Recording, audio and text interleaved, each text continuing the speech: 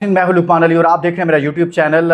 सबसे पहले तो आप सबको बहुत बहुत मुबारक हो। पाकिस्तान ने एशिया कप में अपना पहला मैच जीत लिया है, ओमान को शिकस्त दी है और इस जीत के साथ ही पाकिस्तान ने इंडिया के लिए खतरे की घंटी बजा दी है। और उन तमाम लोगों के लिए सदमे का दिन है जो कह रहे थे कि पाकिस्तान तो ओमान जैसी टीम से भी हार जाएगा, ये टीम तो किसी काम की नहीं है, ये टीम तो यूएई से हार जाएगी, ये टीम तो ओमान से हार जाएगी, लंबी लंबी छोड़ रहे थे। उन सबको पाकिस्तान की इस टीम ने चुप करा दिया है और पाकिस्तान के स्पिनर्स ने, खास तौर पर पाकिस्तान के स्पिनर्स ने इस पूरे एशिया कप में मौजूद तमाम टीमों के लिए खतरे की घंटी बजा दी है। मैं एक एक इस मैच की डिटेल आपके सामने रखूंगा, लेकिन आगे बढ़ने से पहले जो पाकिस्तान क्रिकेट टीम के फैंस हैं जो खुश हैं आज कम से कम इस जीत के साथ, जो समझते हैं कि टीम ने अच्छा परफॉर्म किया, वो इस वीडियो को शेयर जरूर करेंगे। और इसके साथ दोस्तों, मोहम्मद हारिस ने आज कमाल कर दिया। उसका बैटिंग नंबर जब चेंज किया गया था तो वो अच्छा परफॉर्म नहीं कर पा रहा था, लेकिन जो ही उसका बैटिंग नंबर उसको वापस दिया गया,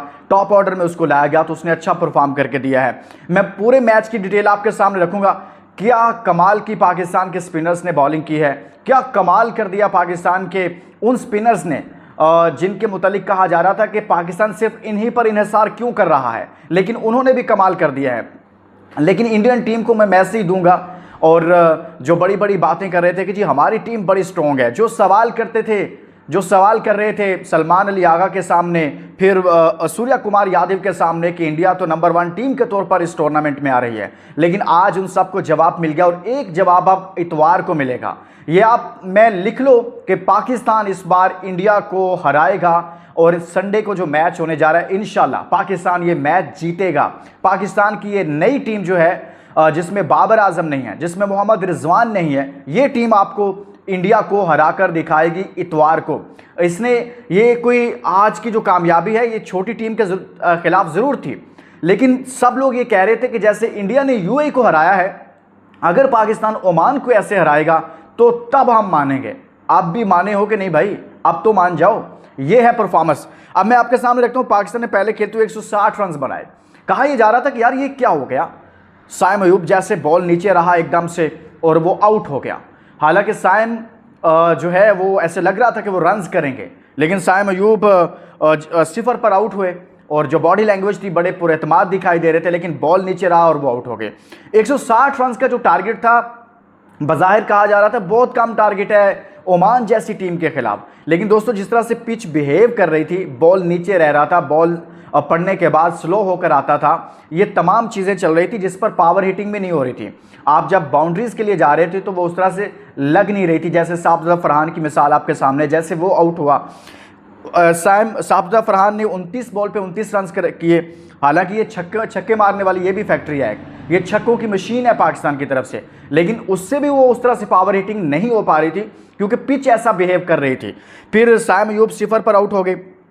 एक लम्हे के लिए तो ऐसे लगा जैसे पाकिस्तान जो है वो ओमान भी पाकिस्तान को मुश्किलात का शिकार कर देगा और कहीं ना कहीं ये ना हो कि मैच जीत के ले जाए, लेकिन मैच आगे चलता है, उतार चढ़ाव आता है, थोड़ा हौसला रखा करें। अब मोहम्मद हारिस 43 बॉल पे 66 रन किए हैं। ये वो लड़का है जिसके बारे में कहा जाता है कि ये किसी भी वक्त गेम का पांसा पलट सकता है अकेले ही, लेकिन पिछले मैचेस में 5 मैचेस में आई थिंक उसके 34 रन थे। बहुत तनकीद हो रही थी, यहाँ तक कहा जा रहा था कि इसको ड्रॉप कर दिया जाए, लेकिन उसको मैनेजमेंट ने पूरा सपोर्ट किया है। उसका मसला ये था कि वो नीचे 5वें नंबर पर जब बैटिंग करने आ रहा था तो वो उस नंबर के लिए कभी उसने बैटिंग की नहीं है। हारिस हमेशा बतौर ओपनर खेलता है और आज और बतौर ओपनर तो नहीं, लेकिन 1 डाउन पोजीशन पर उसे भेजा गया, जो लाइक ऐसे ही है कि एक एज ए ओपनर ही आए। 0 पर साइम आउट हो चुके थे, तो वहाँ पर उस लड़के ने आकर जो इनिंग खेली है, 43 बॉल पर 66 रन किए, 3 उसके अंदर उसके छक्के थे और 7 चौके थे। 153 का स्ट्राइक रेट है। ये वो चीज़ है कि आपकी बैटिंग लाइनअप में कम से कम ऐसे प्लेयर्स, 2 ऐसे प्लेयर्स होने चाहिए जो 153 के स्ट्राइक रेट के साथ रन्स करके जाएं। जब ऐसा करेंगे तो बहुत अच्छा होगा। आज वसीम अकरम भी यही बात कर रहे थे कि T20 में 30 तक जिसका एवरेज है वो बेहतरीन है, बेस्ट है, आइडियल है, एक तरह से बहुत अच्छा नहीं, लेकिन ऐसा है कि बहुत अच्छा है। और इसी तरह से 140 का स्ट्राइक रेट बेस्ट है, यही रिक्वायरमेंट है T20 की। इसी तरह से दोस्तों आज फ़खर जमान ने 16 बॉल पर 23 रन किए। सलमान आगा 0 पर आउट हुए। एक आसान सा बॉल था, उसको चाहते तो वो बड़े पावर हिट इस्तेमाल करते छक्के के लिए जा सकते थे, लेकिन पता नहीं उन्होंने क्या समझकर खेला, बहुत इजी होकर आए थे और फिर विकेट गंवा कर चले गए। इसी तरह से हसन नवाज ने 9 रन बनाए, 19 मोहम्मद नवाज ने बनाए, लेकिन पाकिस्तान की बॉलिंग की जितनी तारीफ़ की जाए कम है। अभी देखिए, मैं आपको पाकिस्तान की बॉलिंग की अगर बात करते हैं तो इसमें जो सबसे अहम किरदार है वो पाकिस्तान के स्पिनर्स का है, और स्पिनर्स ने जो किरदार अदा किया है वो बहुत आला है।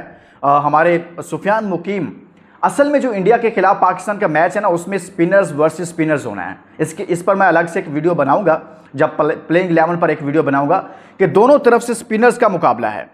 पाकिस्तान वर्सेस इंडिया मैच में कुलदीप यादव वर्सेस सुफियान मुकीम है, दोनों में से कौन ज़्यादा विकेटें लेगा, ये बात आप मेरी याद रखिएगा। और सुफियान मुकीम बड़ा डेंजरस बॉलर है, ये आपके नवाज से, आपके अब्रार से और इंडिया के कुलदीप यादव से बहुत ज़्यादा डेंजरस लड़का है ये बात मेरी याद रखिएगा और ये बताएगा। और आपको पता है जो इंडिया के खिलाफ परफॉर्म करता है ना, वो हीरो बन जाता है। तो सुफियान मुकीम आपको परफॉर्म करके देगा। और इसी तरह से अब मैं कुछ बता देता हूँ। शाहीन अफरीदी एक रेगुलर आपका पेसर था, जो फास्ट बॉलर था, उसको मार पड़ गई, फेंटा पड़ गया 2 ओवर्स में, लेकिन बाद में उसने बड़ा अच्छे ओवर्स भी करवाए। 4 ओवर्स में 20 रन देकर 1 विकेट हासिल की है। साइम अयूब ने बॉलिंग बड़ी अच्छी की, आती पहली 2 विकेटें ली, 2 ओवर्स में 2 विकेटें, 8 रन दिए। अब्रार अहमद ने 3.4 ओवर्स में 12 रन देकर 1 विकेट हासिल की है। फिर इसी तरह से नवाज ने 2 ओवर्स में 13 रन देकर 1 विकेट हासिल की है। सुफियान मुकीम ने 3 ओवर्स में 7 रन देकर 2 विकेटें हासिल की हैं। फ़हीम अशरफ ने 2 ओवर्स में 6 रन देकर 2 विकेटें हासिल की हैं। फ़हीम के लिए भी तालियां होनी चाहिए, क्लैपिंग होनी चाहिए। और दोस्तों, कमेंट्स में आपने अपनी राय ज़रूर देनी है इस मैच के बारे में भी। लेकिन जो पाकिस्तान की बॉलिंग कम्बिनेशन है ना, वो इस वक्त बेस्ट है। काश आज मैं जब ये मैच देख रहा था और पाकिस्तानी स्पिनर्स को देख रहा था ना यार, तो मेरे जहन में चैम्पियंस ट्रॉफी आ रही थी। काश कि आकिब जावेद साहब ने उस वक्त इस चीज़ को अना का मसला ना बनाया होता, और उस वक्त पाकिस्तान की तरफ से इसी तरह से स्पिनर्स, इवन कि मैं कहता हूँ सिर्फ सुफियान मुकीम अब्रार के साथ ऐड किया होता, तो पाकिस्तान के चैम्पियंस ट्रॉफी जिसमें आप पहले राउंड में बाहर हुए थे, उसके हालात बहुत ज़्यादा मुख्तलिफ होते, लेकिन ऐसा नहीं हो सका। और लेकिन इस मैच पर आप बात करते हैं मज़ीद, आपको बताऊं कि 67 रन पर पूरी टीम ओमान की आउट हुई है। पाकिस्तान ने 160 बनाए थे, 7 खिलाड़ी आउट हुए थे, 161 का टारगेट दिया गया हुआ था। लेकिन but once again Mohammad Haris के लिए एक बार फिर से क्लैपिंग। और मुझे ऐसे लगता है कि इस पूरे टूर्नामेंट में हारिस रऊफ़ को अब हारिस रऊफ़ के लिए दरवाजे बंद हो गए हैं, क्योंकि जिस तरह से वहाँ पर पिच चल रही है, जिस तरह की उनकी टोन है, ये सिर्फ स्पिनर्स के लिए है और स्पिनर्स को ही मौका मिलेगा। इसके साथ ही दोस्तों इजाज़त दीजिए, लेकिन आगे इजाज़त देने से पहले एक चीज़ आप दोस्तों से रिक्वेस्ट करूंगा कि जहाँ जहाँ से आप वीडियोस देखते हैं अपने शहरों के नाम लिखा करें। ये आपका चैनल है, आपका प्लेटफॉर्म है, और वीडियो को शेयर किया करें और कमेंट्स में जाकर अपनी राय ज़रूर दिया करें। इस मैच के बारे में अपनी राय दीजिएगा, जो भी आपके जहन में आ रहा है कि हम अच्छे तरीके से जीते, ये होना चाहिए था या ऐसे होना चाहिए था, आप भी अपना पॉइंट ऑफ व्यू ज़रूर शेयर कीजिएगा। अल्लाह हाफ़िज़।